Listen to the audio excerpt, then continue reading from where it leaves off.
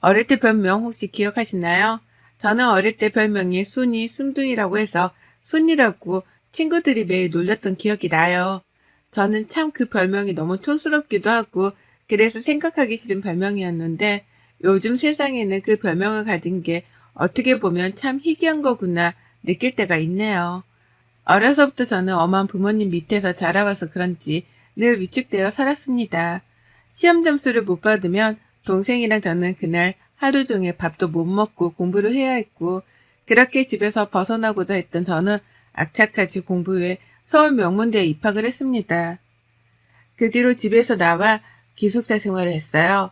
저희 집은 지방이라 통하기 어려워 제가 서울로 대학을 가고 싶었던 이유 중에 하나가 바로 저희 집 때문도 있어요. 그렇게 대학 생활을 하면서 저는 정말 이런 게 행복이었나 싶을 정도로 자유로운 생활이 너무나 행복했어요. 친구들과 밤새서 공부하는 것도 좋고 시험을 조금 못 봐도 누가 뭐라 할 사람이 없고 늦잠도 잘 수 있고 먹고 싶은 것도 친구들과 함께 먹을 수 있어 타임머신이 있다면 어떤 시간으로 돌아가고 싶냐고 묻는다면 저는 자신 있게 대학생활이라고 할 수 있을 정도였어요. 근데 그 대학 생활에서 저를 더 행복하게 해주었던 건 바로 남자친구였어요. 남자친구는 저랑 함께 입학한 동기로 처음에는 친한 친구였다 어느샌가 서로가 마음이 생겨 연애하게 된 케이스로 남자친구가 군대 갔을 때도 기다려줄 정도로 저희 사랑은 돈독했죠. 남자친구는 근데 저보다 더 힘들게 살아와서 제가 더 지켜주고 싶은 사람이었어요. 부모님이 사이가 안 좋아 대학생활 때 이혼하시고 남자친구는 그 뒤로 집을 나와 혼자 산다고 했었거든요. 그래서 제가 밥이나 반찬도 가서 많이 해주고 서로 가족처럼 의지하고 대학생활을 보냈습니다. 그렇게 함께 20대를 보내고 30대에 우리는 더욱 견고해진 사이로 서로 원했던 곳에 취업을 했고 안정적으로 연애를 했습니다. 남자친구가 자취를 하는데 자취방에서 자주 가서 며칠씩 있다 오고 하니까 갑자기 남자친구가 저보고 한 번은 우리 그냥 같이 살까? 라고 물어보는 거예요. 그래서 제가 지금 프로포즈야? 라고 물으니 정말 반지를 준비했더라고요. 내 인생에 결혼이 있을까 싶었는데 프로포즈를 막상 받으니 정말 몽글몽글한 마음이었습니다. 서로 나이도 찬지라 저희 집에 먼저 인사를 드리기로 해 처음 부모님을 정말 오랜만에 뵈러 갔던 날 저희 부모님은 예전에 알던 부모님이 아니셨어요. 많이 변하신 모습에 내가 너무 못되게 엄마 아빠한테 굴었구나 그때 느꼈습니다. 엄마 아빠는 인사시킨 남자친구를 너무나 좋아하셨고 그 뒤로 남자친구네 집에도 인사 가기로 했어요. 남자친구 또한 집과 사이가 안 좋은지라 처음에는 그냥 간소하게 결혼을 원했지만 저희 부모님이 그렇게 하면 나중에 후회한다고 꼭 인사드리라고 당부하셔서 과일 바구니를 들고 남자친구네 아버님을 뵈러 갔죠. 뵈러 간 날 저는 정말 깜짝 놀라고 말았어요. TV에서만 보던 인테리어 집이 제 눈앞에 있더라고요. 남자친구가 맨날 친구들한테 얻어먹고 되게 짠돌이었는데 알고 봤더니 아빠가 사업체 몇 개 운영을 하고 있더라고요. 저는 작은 사업인 것보다 했는데 생각보다 굉장히 큰 회사였나 봐요. 가서 인사를 드리는데 식은땀이 줄줄 나더라고요. 남자친구는 식사 내내 시큰둥했지만 아버님은 굉장히 좋아하시는 것 같았어요. 그렇게 어머님도 따로 인사드리고 결혼 준비가 척척 되어가고 저희는 순탄하게 결혼을 했습니다. 신혼여행에 다녀와 아버님께 다시 인사를 드리러 갔을 땐 아버님의 입에서 말씀하신 소리는 그야말로 충격의 도가니였어요. 저희한테 이제 너희가 결혼했으니 재혼을 하려고 한다고 하시는 거예요. 처음에 남자친구, 아니 남편이 무슨 소리냐고 갑자기 물어보니 1년 전부터 만나고 있는 사람이 있는데 그냥 간소하게 가족들만 만나서 식사하고 인사하는 자리를 가지려고 한다고요. 상대방 여자는 아버님보다 무려 10살이나 어리지만 성숙하신 분이라고 저희한테 잘해주었으면 좋겠다고 신신당부를 하셨죠. 사랑과 전쟁에서나 볼 법한 시어머니 두 분이 나에게도 생기는 건가 당혹스러움을 감출 수가 없었어요. 남편은 절대 안 간다고 내가 왜 가냐고 난리를 했지만 그래도 아빠고 이혼하시고 나서 재혼하시는 건데 자식들이 반대할 필요는 없지 않냐고 설득 끝에 그 식사 자리에 다녀왔습니다. 식당에서 처음 본 아버님의 여자친구, 아니 새어머님은 되게 단아하고 고우신 분이신 것 같았어요. 미술관 큐레이터였다고 하셨어요. 그래서 그런가 불어부터 영어, 일본어까지 4개국어를 한다고 들었거든요. 정말 그 식사 자리에서 자기 가족들과 불어로 대화를 하는데 우리와는 결이 다른 사람이구나 싶었습니다. 그래도 다행인 게 남편이 시댁에 자주 가지를 않으니 새 시어머니와 그렇게 자주 마주칠 일은 없겠지 싶었죠. 근데 제 생각과 정반대로 돌아간다고 해야 할까요? 새어머님이 남편이 아닌 저한테 전화가 오는 거예요. 물론 며느리는 맞지만 식당에서 처음 본 게 다인데 저보고 전화 와서 점심 식사를 우리 여자들끼리만 하자고요. 그렇게 말씀하시는데 안 나갈 수도 없고 해서 회사에 반차를 내고 새 시어머님을 뵈러 갔다 왔어요. 카페에서 새 시어머님을 기다리는데 저기서 걸어오시는데도 의상이 꼭 영국 황실에나 있을 법한 옷을 입고 나오신 거예요. 사실 좀 그 모습이 웃겨가지고 저도 모르게 컥 했는데 그걸 보신 것 같더라고요. 민망해서 바로 식사를 시키고 먹고 있는데 새 시어머님한테 전화가 온 것 같더라고요. 전화 내용이 불어로 얘기하는 것 같았는데 저는 잘 모르니 그냥 밥만 먹고 있었어요. 그런데 저에게 아, 우리 새아가는 불어 잘 모르지? 라고 물어보시는 거예요. 그래서 영어는 스터디 모임에서 많이 해서 하는데 불어는 배운 적이 없어서 잘 못한다고 라고 했죠. 그랬더니 저보고 자기랑 대화를 하려면 불어를 배워야 한다고 밥 먹고 불어책을 사러 가자고 하는 거예요. 제가 하는 직종과도 불어는 전혀 다른 분야인데 제가 새 시어머니랑 이야기하려고 불어를 배울 건 아니잖아요. 그래서 제가 지금 일이 너무 바빠서 무언가를 배울 시간이 많이 없다. 시간이 나면 배우겠다 했는데 지금 자기가 두 번째 부인이어서 시어머니로 생각을 안 하냐고 갑자기 저를 빤히 보며 물어보시는데 이건 대놓고 저를 놀리시는 거 아닌가요? 더 이야기해봤자 서로 기분만 좋지 못할 것 같아 우선 책을 사고 회사에 가봐야 한다고 이야기하고 후다닥 빠져나왔어요. 그리고 밤에 남편에게 이 이야기를 했더니 그냥 앞으로 전화 오면 잘 받지 말고 회사 바쁘다고 둘러대는 게 좋겠다고 했죠. 그 뒤로도 새 시어머니는 몇 번 전화를 하셨는데 제가 문자로 지금 회의 중이라고 하고 피했습니다. 그러자 새 시어머니께서 저희 집으로 저를 보러 찾아오셨습니다. 근데 찾아온 이유가 이번에 집들이를 하는데 며느리를 보고 싶다고 하는 친구들이 많으니 저보고 오라고 초대장을 주시는 거예요.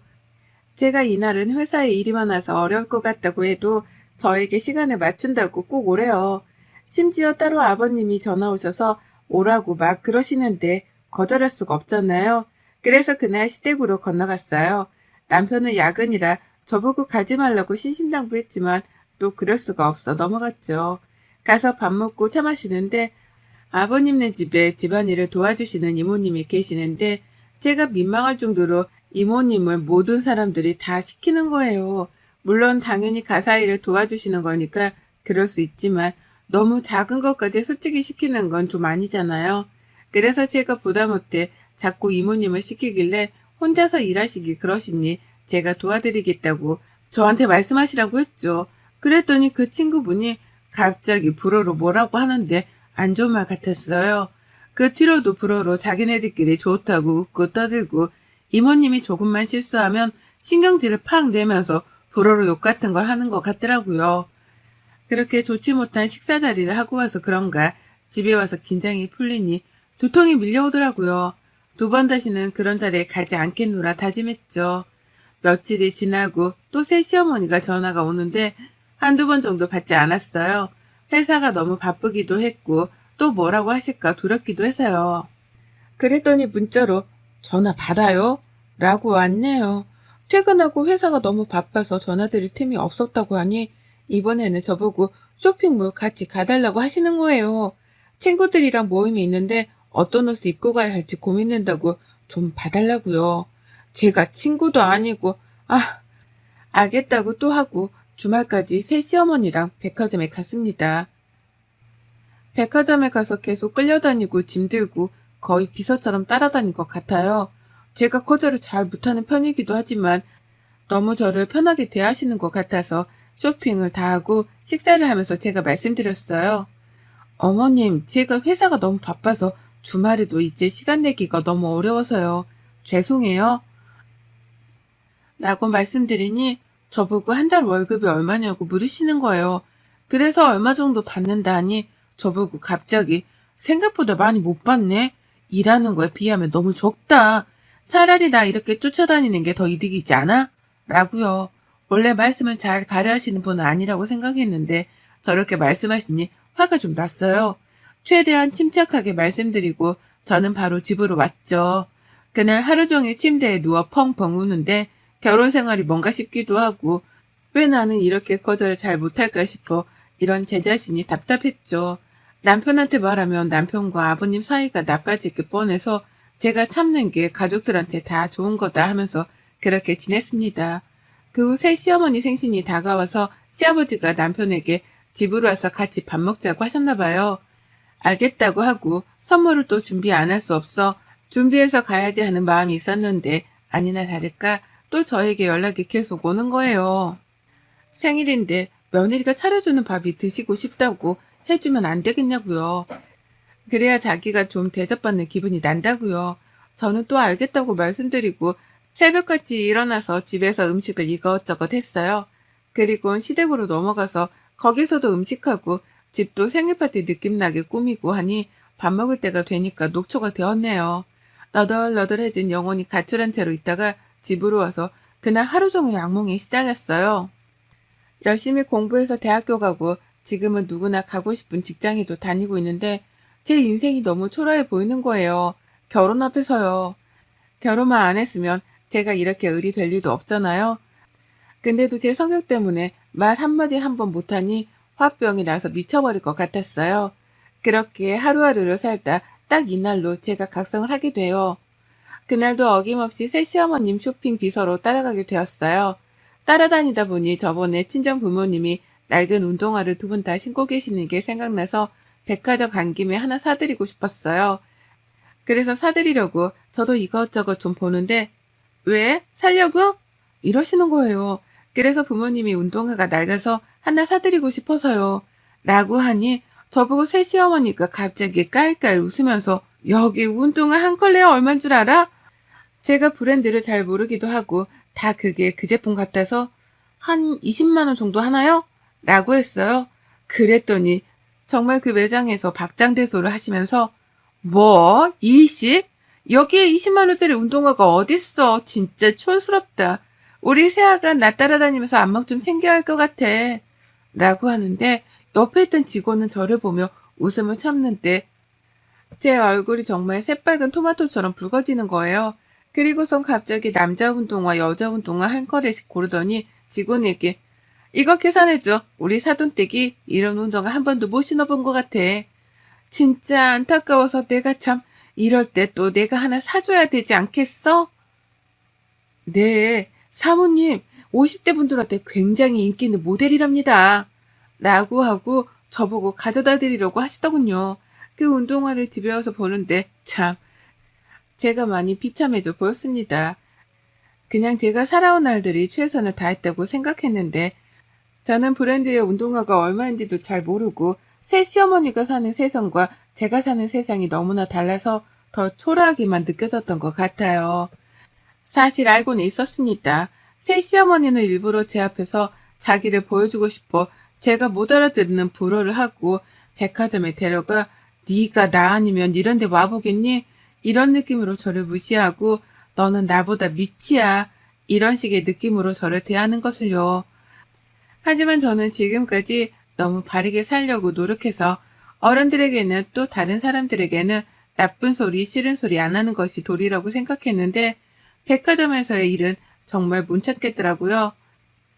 그 뒤로 저는 회사가 끝나자마자 불어학원을 다니기 시작했어요. 불어학원부터 인간까지 들으면서 다시 새 시어머니가 나를 그 불어 모임에 초대하기를 바랬죠. 제 바람대로 이루어졌는지 시어머니는 저에게 그 모임 사람들이 온다고 이번에는 제가 그때 한번 해드렸던 음식이 있었는데 그게 맛있다고 한번 해달라고 부탁을 하셨어요. 저는 때가 왔다고 생각했습니다. 만반의 준비를 하고 그 모임을 마주치니 역시 아니나 다를까 제 앞에서 또 불어로 막 이야기를 시작하더라고요. 가만히 들어보니 참 가관이죠.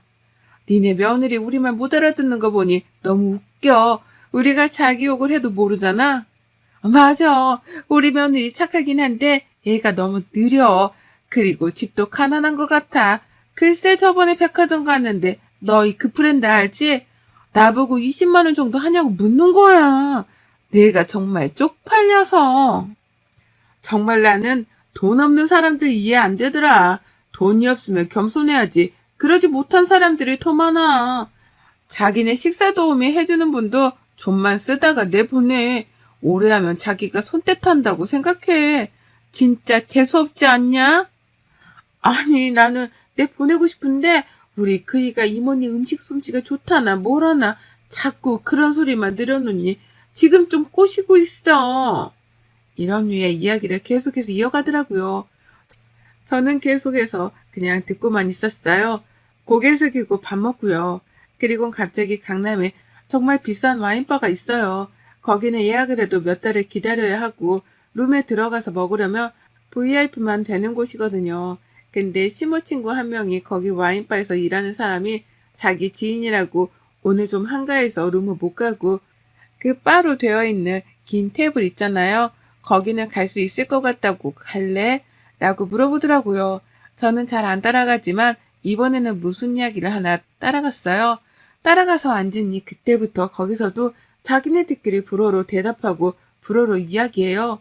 근데 그 이야기의 80%가 아마 남욕이라고 보시면 될 것 같네요. 근데 와인을 따라주다 와인이 좀 손에 흘렸는데 직원이 실수한 건 맞지만 갑자기 새 시어머니가 와인잔을 바닥에 쾅 하고 던지는 거예요. 그러면서 불어로 이야기를 하는데 안 통하는지 한국말로 막 따지더라고요. 그랬더니 그 매니저가 와서 죄송하다고 다른 와인으로 바꿔드리겠다고 새롭게 와인을 가지고 와서 먹는데 그때 시어머니가 한 말이 아직도 안 잊혀져요. 쟤네는 멍청해서 내가 일부러 깬지도 모를 거야. 솔직히 저 와인 맛이 별로라 다른 거 먹고 싶었는데 2개 다 지불할 필요 없으니 하나는 깨트리면 우리가 돈 안 내도 되잖아? 저 와인 한 병에 얼만데 맛있게 먹는 게 좋지. 그러니 일부러 와인잔을 깨고 새로운 와인을 받으려는 수작이었습니다. 참 보고 있는 내내 웃겨가지고 있는데 누군가 저를 툭툭 치더라고요. 너 민정이 아니니? 결혼식 때 보고 안 그래도 어제 너희 아빠랑 네 얘기했는데 여기서 딱 만나네. 아빠 오랜 친구분이셨어요. 저도 너무 반가워 인사를 하니 매니저들부터 다 저를 쳐다보았죠. 그렇게 인사를 드리고 다시 앉는데 저보고 시모가 누구냐고 묻더군요. 아빠 친구분이시라고 룸 가고 싶으면 매니저한테 얘기한다고 하니 들어가실래요? 라고 하니 무슨 말도 안 되는 이야기를 하냐면서 비웃는 거예요. 더 이상은 안 될 것 같아 저도 불어로 얘기했어요. 그랬더니 정말 시어머니부터 그 친구들까지도 저를 빤하게 쳐다보더라고요. 아랑곳하지 않고 불어로 정말 다양하고 많은 문장과 단어를 써서 이야기를 했어요. 그 이야기는 니네가 불어를 하는 거 발음도 틀리는데 어디서 자꾸 불어로 사람 무시하려고 하냐고 라고 하니 다들 어버버 하더라고요. 저보고 너 가난한 집 딸 아니었냐면서 그러길래 불어는 진짜 몰랐고 배운 거다. 어떤 이야기를 하는지 궁금했다고 했죠. 그리고 저는 가난하다고 말한 적 없다. 혼자서 그렇게 생각하신 거지. 라고 했더니 시모가 아무 말도 못하더라고요. 사실 저희 부모님은 건물 월세를 받는데 그 건물이 생각보다 좀 많아요. 저희 지역에서는 부동산 하면 저희 부모님을 모르는 분이 없을 정도로 땅 부자기도 하거든요. 지금 저희 아빠 친구분도 유명한 건설사 사장님이시고요. 시모는 그때부터 저에게 알랑방구를 끼며 이야기하길래 불어로 시모가 좋아하는 와인을 따라드리면서 똑같이 말했어요. 어머님 저번에 통화 내용 들어보니 어머님네 쫄딱 망한 것 같은데 아버님 아세요? 제가 말씀을 안 드리려고 했는데 이왕 이렇게 된 거 제가 직접 말씀드리려고요. 사치가 너무 심하셔서 그런 것 같은데 이제 쇼핑 못하고 와인 못 드셔서 어떡해요? 그리고 지금 여기서는 제가 계산할 테니 걱정하지 마세요. 한 푼이라도 아끼셔야죠. 곧 아버님과 헤어질 수도 있을 테니요. 라고 하고 계산하고 나왔어요. 저번에 어머님이 불어로 통화하는 내용을 들어보니 일부러 제 앞이라 그런 것 같은데 동생이 보증을 잘못 써가지고 가지고 있는 재산 모두가 넘어갈 것 같더라고요. 아버님은 모르시고요. 근데 제가 나오기 전에 식탁에 서류 두고 왔어요. 순하기만 했던 제가 눈에는 눈, 이에는 이, 돈으로 무시하는 자 돈으로 갚아주겠다 하는 마음으로 진짜 처음으로 대응을 해보았습니다. 그 뒤로 어머님은 집에서 쫓겨나셨어요. 알고 봤더니 아버님 카드로 정말 많이 긁고 다니고 집에 사실 땡전 한 푼도 없는 무늬만 공주였던 거죠. 알맹이는 거지고요. 근데 그렇게 제 앞에서 자랑을 해대니 저는 얼마나 가소로웠겠어요. 참느라 사실 힘들었네요. 저희 부모님은 돈을 정말 많이 버시더라도 저에게 늘 사람은 검소해야 한다고 알려주셨거든요. 그래서 백화점 가서 옷이나 신발, 가방 이런 것 등에 전혀 관심도 없으시고 저도 마찬가지로 그렇게 살았는데 시모를 보니 제가 참 작아졌어요. 검소하게 사는 거라고 배웠는데 돈은 쓰라고 있는 건가? 제 신념이 무너질 뻔했거든요. 근데 그 신념을 잘 지켜 오늘 꼭 쓰기 위해 있었던 것 같습니다. 사람은 겉모습이 또 보이는 모습이 전부가 다가 아니라는 거 꼭 그 시모가 알았으면 좋겠네요. 여러분의 생각은 댓글로 남겨주세요. 오늘 또 시청해 주셔서 정말 감사합니다.